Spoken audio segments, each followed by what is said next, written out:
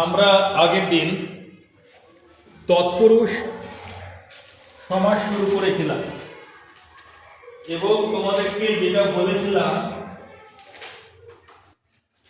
যে প্রথমে আমরা কারক অনুসারে তৎপুরুষ সমাসের যে ভাগগুলো আছে সেগুলো করব, তাই তো?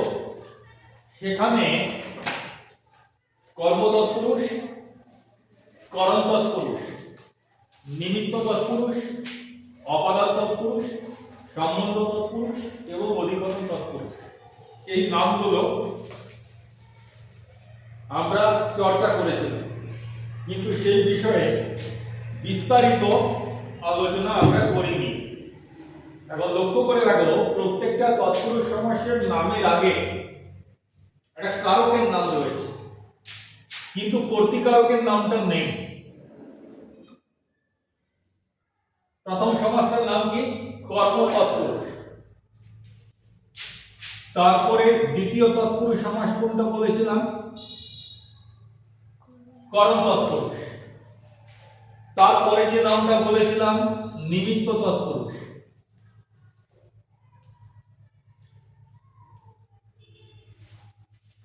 তারপরে বলেছিলাম অপাদান তৎপুরুষ।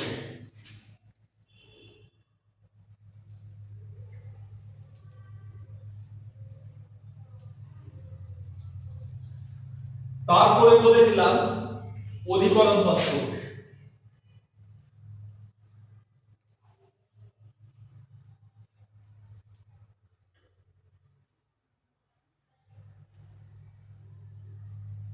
এই কটা বলেছিলাম। যদি তৎপুরুষ কথাটা বাদ দিয়ে এগুলো কিসের নাম? কারকের নাম। তাহলে এখানে 1 2 3 4 5টা কারক আমরা নিচ্ছি। আরেকটা কারক নয় এরকম একটা পদ নিতে হবে যার নাম হচ্ছে সম্বন্ধ পদ। ঠিক আছে, সম্বন্ধ পদ কিন্তু কারক নয়, তবু এর বিভক্তি আছে, সেই জন্যই নিচ্ছি। বাংলা ভাষায় কর্তৃকারকে কোনো বিভক্তি নেই, স্বাভাবিকভাবে সম্বোধন পদেও কোনো বিভক্তি নেই। তাই তৎপুরুষ সমাসের আলোচনা করার সময় আমরা কর্তৃকারককে বাদ দেবো এবং সম্বোধন পদকে বাদ দেবো। এখন তোমরা বলো, কর্মকারকের বিভক্তি কি থাকতে পারে, অথবা বিভক্তির পরিবর্তে কি ব্যবহার হয় সেটা কি থাকতে পারে? বিভক্তির পরিবর্তে কি ব্যবহার হয়? অনেক সময় বিভক্তির পরিবর্তে যেটা ব্যবহার হয় সেটা হচ্ছে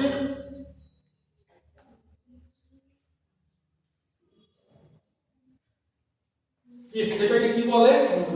অনুসর্গ। বিভক্তির পরিবর্তে অনুসর্গ ব্যবহার হয়। কোন কোন কারকে অনুসর্গ ব্যবহার হয়? করণ কারকে ব্যবহার হয়, নিমিত্ত কারকে ব্যবহার হয় এবং অপাদান কারকে ব্যবহার হয়। কি ব্যবহার হয়? অনুসর্গের ব্যবহার হয়। তাহলে এটা একটু সংশোধন করে দিচ্ছি। কারকের সঙ্গে কোন কারকের জন্য কোন বিভক্তি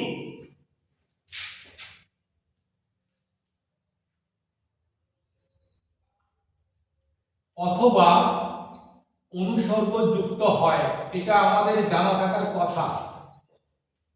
আমাদের ক্লাস 7-এ আমরা কারক বিভক্তি করেছি তো?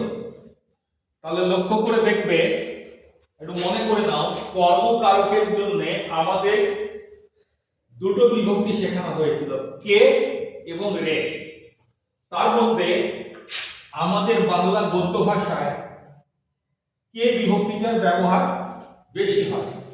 তাহলে কর্মকারকের জন্য নির্দিষ্ট বিভক্তি হচ্ছে কে। এখানে একটা কথা তোমরা মনে রাখবে, বাংলা ব্যাকরণে এত কড়াকড়ি নেই। বাংলা ভাষায় যেভাবে ব্যবহার হয় তাতে একটা কারকের জন্য অন্য বিভক্তিও ব্যবহার হতে পারে, আবার একই বিভক্তি বিভিন্ন কারকেও ব্যবহার হতে পারে। যেসব বিভক্তিগুলো একাধিক কারকে ব্যবহৃত হয় তাদেরকে বলা হয় তির্যক বিভক্তি।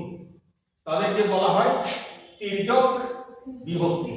তো এটা তোমরা কারক পড়তে গিয়ে পড়েছো তির্যক বিভক্তি। আজকে আমাদের আলোচ্য বিষয় তির্যক বিভক্তি নয়। আমি আজকে তোমাদেরকে যেটা বলবো যে কোন কারকে বাংলা ভাষায় আমরা কোন বিভক্তি বা অনুসর্গের ব্যবহার বেশি করি। ঠিক আছে, এমনটা নয় যে এই বিভক্তিটাই ব্যবহার হয় আর অন্য কোনো বিভক্তি ব্যবহার হয় না, এমনটা কিন্তু নয়। কিন্তু সবচেয়ে বেশি ব্যবহার যেটা হয় আমরা সেটাই এখানে আলোচনার জন্য নেব। কর্মকারকে কে বিভক্তির ব্যবহার হয়। উদাহরণ হিসেবে আমরা বলতে পারি রামকে, তাই তো। আবার একটা মজার জিনিস আছে, বাংলা ভাষায় আবার কর্মকারকে শূন্য বিভক্তিও ব্যবহার হয়। আমি বইকে পড়ি বলি না, আমরা কথা বলার সময় কি বলি, আমি বই পড়ি। অর্থাৎ কে বিভক্তিটা তখন সেখানে দিচ্ছি না, শূন্য বিভক্তি হয়ে যাচ্ছে। কিন্তু আমাদের যখন সমাস আলোচনা করব তখন কর্মকারকের জন্য আমি কে বিভক্তিটাকে নেব। কর্মকারকে কি বললাম, বিভক্তি হয় না, অনুসর্গ হয়। অনুসর্গটা কোন অনুসর্গ ব্যবহার হয়, দ্বারা। এর সহজ বাংলা যদি করি, চলিত বাংলা, তাহলে দিয়ে।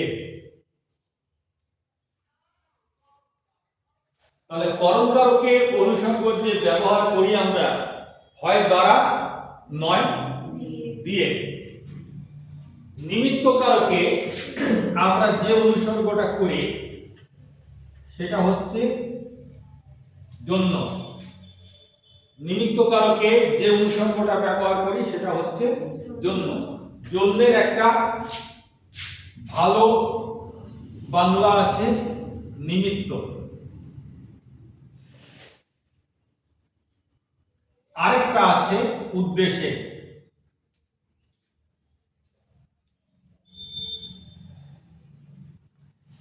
যখন সমাস করব, তৎপুরুষ সমাস যখন করব, তখন নিমিত্তকারকের জন্য এই তিনটে অনুসর্গ আমাদের ব্যবহারে আসতে পারে।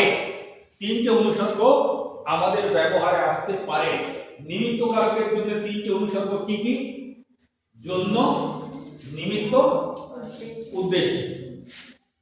অপাদানকারকে সাধারণত যে অনুসর্গটা আমরা ব্যবহার করি সেটা হচ্ছে থেকে।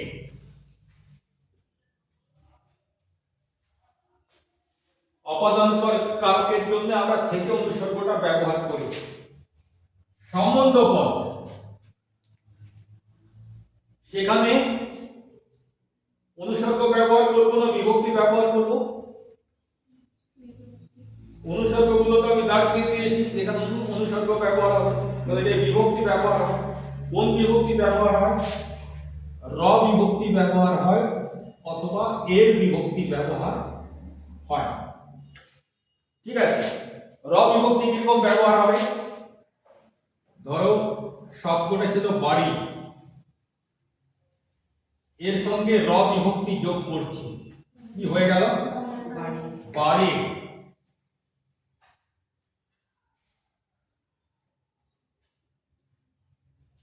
আর এর বিভক্তিটা কখন ব্যবহার হচ্ছে?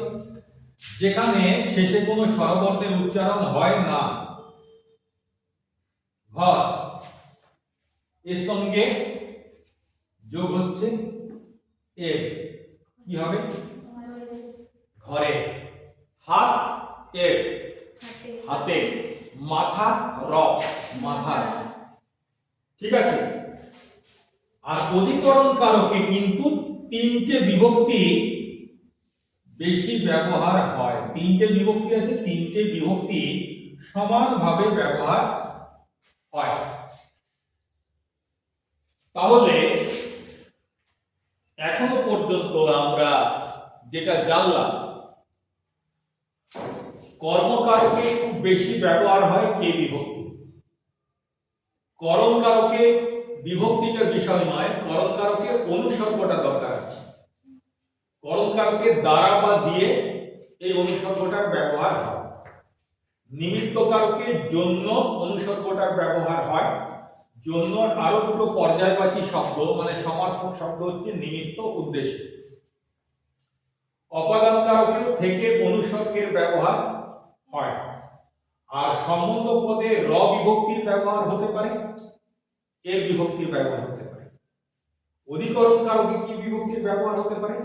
যে তিনটে বিভক্তি রয়েছে এই তিনটে যে কোনোটা ব্যবহার হতে পারে। কি কি? এ, তে, মানে অন্তস্থ অ। এবং তৎপুরুষ সমাসে যখন সংজ্ঞা তোমাদেরকে বোঝাচ্ছিলাম তখন বলেছিলাম যে যে সমাসে পূর্বপদের বিভক্তি লোপ পায় এবং পরপদের অর্থ প্রধান হয় সেই সমাসকে বলা হয় তৎপুরুষ সমাস। দুটো শর্ত আছে তৎপুরুষ সমাস হতে গেলে। কি হতে হবে? এক নাম্বার হচ্ছে পূর্বপদে বিভক্তি লোপ পাবে।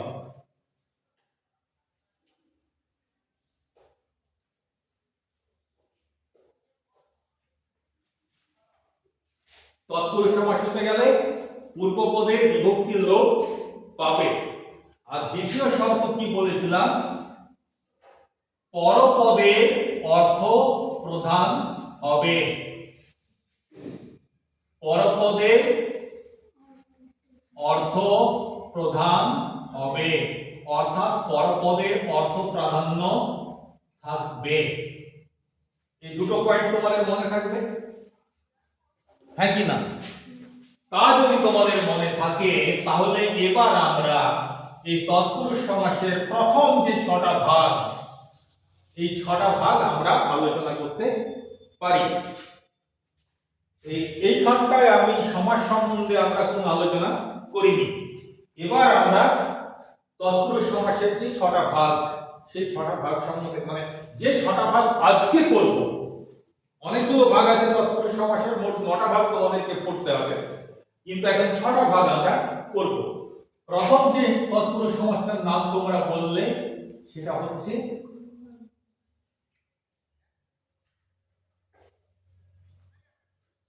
কর্ম তৎপুরুষ সমাস। দ্বিতীয় যে সমাসের নামটা তোমরা বললে সেটা হচ্ছে করণ। করণ, করণ ন, মূর্ধন্য ন, করণ তৎপুরুষ সমাস।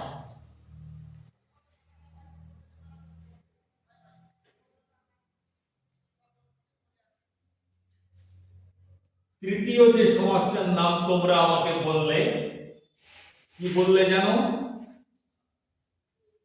এই মাত্র বললে আমাকে নিমিত্ত তৎপুরুষ সমাস।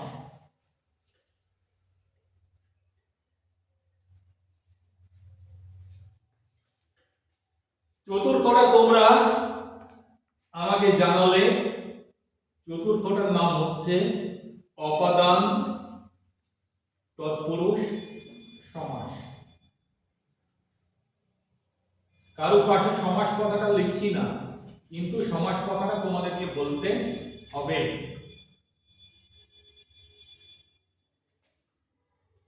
ছয় নম্বর তৎপুরুষ সমাসটা হচ্ছে 5 নম্বর, না? 5 নম্বর তৎপুরুষ সমাসটা হচ্ছে সম্বন্ধ তৎপুরুষ সমাস।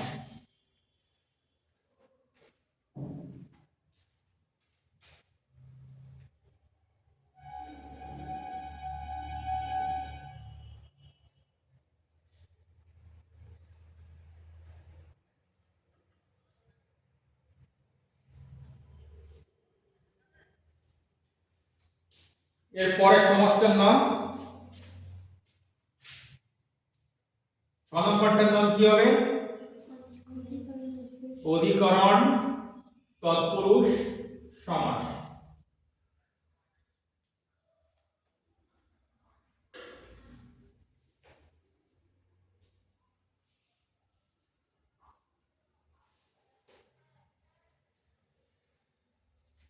কি করে? আগেই বলেছি সমাস চিনতে গেলে সমাসবদ্ধ পদটার অর্থ তোমাদেরকে জানতে হবে। যদি সমাসবদ্ধ পদে অর্থ না জানি তাহলে আমরা সমাস করতে পারবো না। অর্থটা ভীষণ গুরুত্বপূর্ণ, কিন্তু সেই সঙ্গে সঙ্গে এটাও ঠিক, আগেই বলেছি পূর্বপদের বিভক্তি চিহ্ন লোপ পাবে, এটা মাথায় রাখতে হবে। এখন ধরো আমি যদি তোমাদেরকে জিজ্ঞাসা করি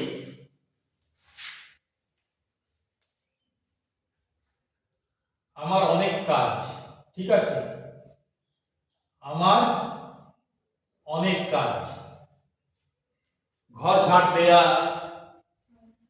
ভাত রাঁধা, চাল ভাজা, ছেলেকে স্নান করানো, খাওয়ানো, স্কুলে পাঠানো, বলছি আমার এগুলো অনেক কাজ। তার মধ্যে একটা কাজ কি বললাম? ভাত রাঁধা। এবার বলো ভাত রাঁধা বলতে ওই ভাতকে বোঝাচ্ছে না রাঁধা কাজটাকে বোঝাচ্ছে? রাঁধা কাজটাকে বোঝাচ্ছে। রাঁধাটা পূর্বপদ না রাঁধাটা পরপদ? পরপদ। তাহলে অর্থ প্রাধান্য রয়েছে পরপদে। আমার তৎপুরুষ সমাসের সংজ্ঞার সঙ্গে মিলছে কিনা? পরপদের অর্থ প্রাধান্য রয়েছে, কারণ কি কাজটাকে বোঝাচ্ছে। এবারে ভাত রাঁধা মানে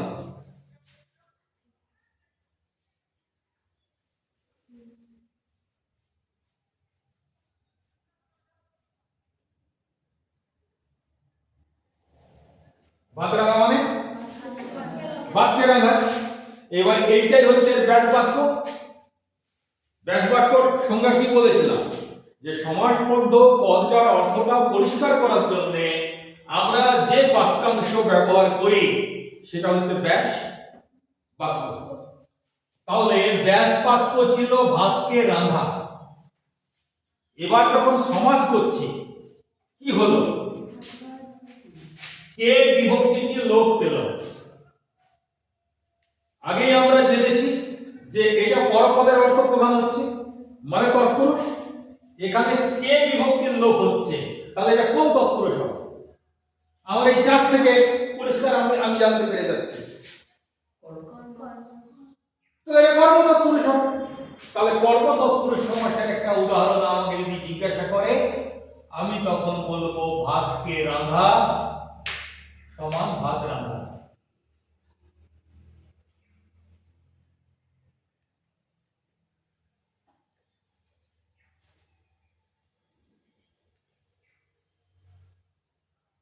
ঠিক আছে, পড়ে জায়গা নেই। তাহলে এরকম হতে পারে। আর কি কি উদাহরণ হতে পারে? বই পড়া। বই পড়া মানে কি? বইকে পড়া। এবার বইকে পড়া থেকে যখন সমাস করে বই পড়া করছি তখন কে বিভক্তিটা লোপ হয়ে যাচ্ছে। আর বই পড়া বলতে বইটাকে বোঝাচ্ছে না, পড়া কাজটাকে বোঝাচ্ছে। তাহলে পরপদের অর্থটাও প্রধান হচ্ছে, কে বিভক্তিটাও লুপ্ত হচ্ছে। সেই কারণে বই পড়া এটাও কর্ম তৎপুরুষ সমাসের উদাহরণ। এরকম তোমরা অনেক উদাহরণ পাবে। যেমন একটা প্রবাদ বাক্য আছে, রথ দেখা কলা বেচা দুই হলো। তা রথ দেখা মানে কি? রথকে দেখা, রথকে দেখা থেকে রথ দেখা যখন হয়ে গেল কে বিভক্তিটা লোপ পেয়ে গেল, কর্ম তৎপুরুষ। কলা বেচা, কলাকে বেচা, কে বিভক্তি লোপ পেয়ে কলা বেচা হয়ে গেল, তাহলে ওটা কর্ম তৎপুরুষ সমাস হলো। কর্ম তৎপুরুষ সমাস সম্বন্ধে কোন প্রশ্ন আছে? আরেক রকমের কর্ম তৎপুরুষ আছে, সেটা পরে বোঝাবো, আমাকে পরে মনে করিয়ে দিও। এখন যেটা সহজ যে জায়গাগুলো সেগুলো আমি তোমাদেরকে করে দিচ্ছি। এরপরে করণ তৎপুরুষ আসবে, ঠিক আছে?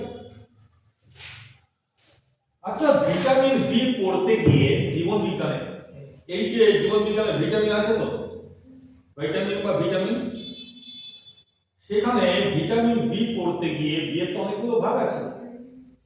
তার মধ্যে কোথাও ঢেকি ছাটা চালের কথা শুনেছ? ঢেকি ছাটা চাল সেখানে আছে। কোন ভিটামিন ওর মধ্যে বেশি আছে আমার এখন মনে পড়ছে না, বি6 কিংবা বি12 যাই হোক হবে, সেটা আমার বিষয় নয়। কিন্তু ঘটনাটা হচ্ছে এখন আমরা ঢেঁকি ছাড়া চাল খেতে ভুলে গেছি। ঘর থেকে ঢেঁকি তো উঠেই গেছে। এখন গ্রামে খুঁজলে আর বোধহয় একটাও ঢেঁকি পাওয়া যাবে না। এখন ওই মিনিকেট নাকি সব পালিশ করা চাল, বিষাক্ত। কিন্তু তবু আমরা খাই। পহলে দর্শনধারী পাছে গুণ বিচারে। দেখতে ভালো, এটাই খাও, ধবধবে সারা। যাই হোক, সেটা বিষয় নয় আমার বাংলায়।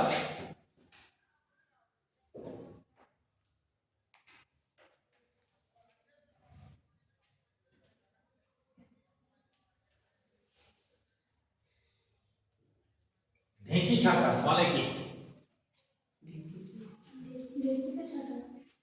ঢেঁকিতে ছাঁটা, তাই তো? ঢেঁকিতে মানে ঢেঁকিটা কি এখানে? ঢেঁকিটা তো এখানে একটা যন্ত্র, তাহলে এটা হবে ঢেঁকি দিয়ে ছাঁটা বা ঢেঁকি দ্বারা ছাঁটা।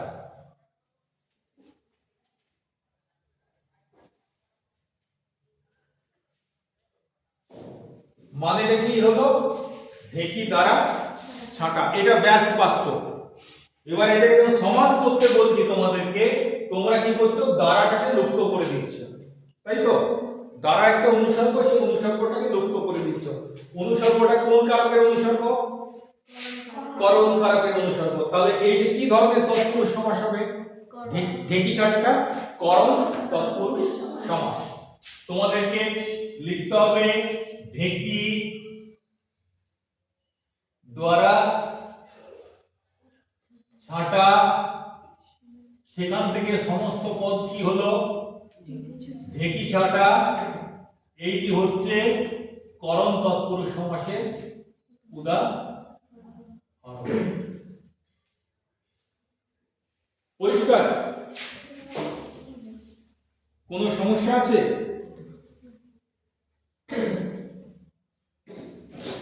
ঘিয়ে ভাজা, ঘি দিয়ে ভাজা বা ঘি দ্বারা ভাজা। দেখো সেই দ্বারাটা লুপ্ত হয়ে যাচ্ছে, অনুসর্গটা। দ্বারাটা করণ কারকের অনুসর্গ, তাই এটা করণ তৎপুরুষ সমাস। জুতো পেটা, লোকটাকে জুতো পেটা করলাম, কোনটার অর্থ প্রধান হচ্ছে? পেটানোটা। লোকটাকে তো জুতো দিলাম না, লোকটাকে পিটালাম। কি দিয়ে পিটালাম?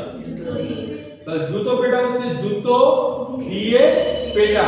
এটাকে যখন সমাসবদ্ধ পদ করব তখন দিয়ে অনুসর্গটা উঠে যাচ্ছে, হয়ে যাচ্ছে জুতো পেটা। তাহলে এটা হচ্ছে করণ তৎপুরুষ। তবে কাউকে করো না, জিনিসটা ভালো নয়, খারাপ। আচ্ছা, এরকম ধরো একটু কঠিন দিক। কেন কঠিন বলছি? কারণ এগুলো যেমন সহজে তোমরা আলাদা করতে পারছো, এইবারে যেটা দেবো সেটা তোমাদেরকে সন্ধি বিচ্ছেদ করে আলাদা করতে হবে, নালে দুটো শব্দকে তোমরা চিহ্নিত করতে পারবে না। দেখা যাক তোমরা পারো কিনা।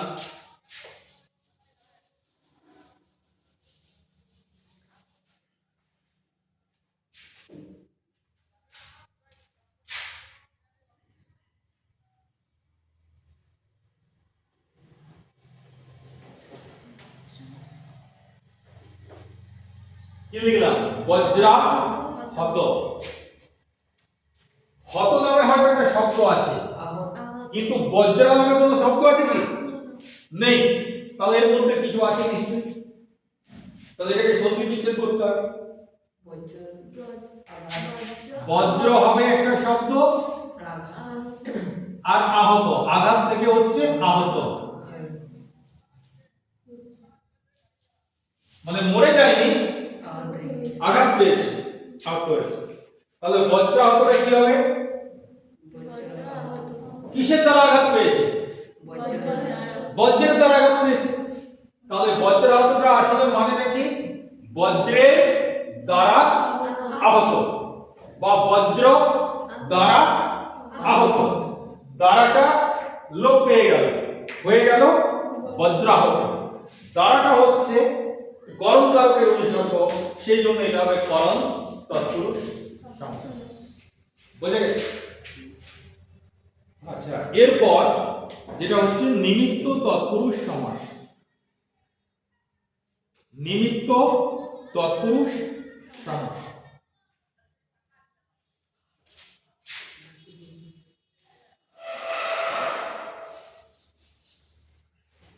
একটা অদ্ভুত উদাহরণ দিই।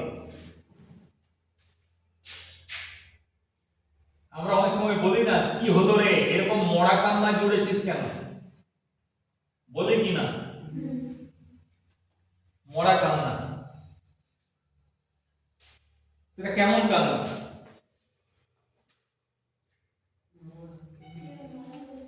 যখন কেউ মারা যায় তখন তার বাড়ির লোক, তার আত্মীয় স্বজন, এমনকি অনাত্মীয় লোকেরাও এবং পাড়ার মহিলারা সবাই মিলে কিরকম করে কাঁদে। কি মনে পড়ছে কেমন করে কাঁদে? মানে কান্নাটা হই হই ব্যাপার যাকে বলে। ওরা কাঁদছে কেন? কার জন্য কাঁদছে? লোকটার জন্য কাঁদছে, যে লোকটা মরে গেছে। সেই লোকটা এখন কি অবস্থা তার? সে তো মরায় পরিণত হয়েছে।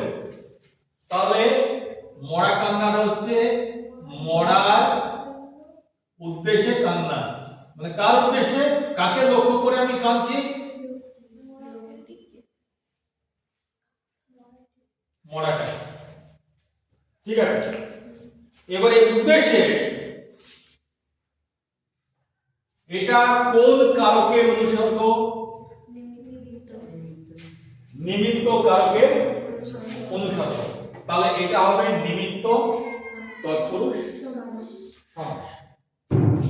আরেকটা দৈনন্দিন জীবনে তোমরা প্রতিদিনই দেখছো, সেটা হচ্ছে রান্নাঘর।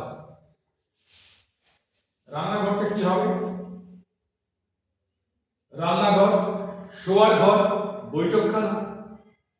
তা রান্নাঘরের মানে দেখি রান্নার জন্য ঘর। রান্নার জন্য যে ঘরটা তৈরি করা হয়েছে সেটাকে বলা হয় রান্নাঘর। তাহলে রান্নাঘরটা হবে রান্নার জন্য ঘর। রান্নার জন্য ঘর, এই পুরো ব্যাস বাক্যটাকে যখন আমি সমাসবদ্ধ করছি তখন ওটা হয়ে যাচ্ছে রান্না ঘর। কোনটা লোপ পাচ্ছে? জন্য অনুসর্গটা লোপ পাচ্ছে। তাই জন্য অনুসর্গটা যেহেতু লোপ পাচ্ছে আর এটা যেহেতু নিমিত্ত কারকের অনুসর্গ, তাই এই সমাসটার নাম হচ্ছে নিমিত্ত তৎপুরুষ সমাস। তাহলে আজকে মাত্র 3টে তৎপুরুষ সমাসের ভাগ করালাম। কি কি? কর্ম তৎপুরুষ, করণ তৎপুরুষ আর নিমিত্ত তৎপুরুষ। এগুলো ঘরে একটু দেখে আসবে। পরের দিন আমি বাকি যে 3টে ভাগ আছে সেই 3টে ভাগ আলোচনা করব। ঠিক আছে?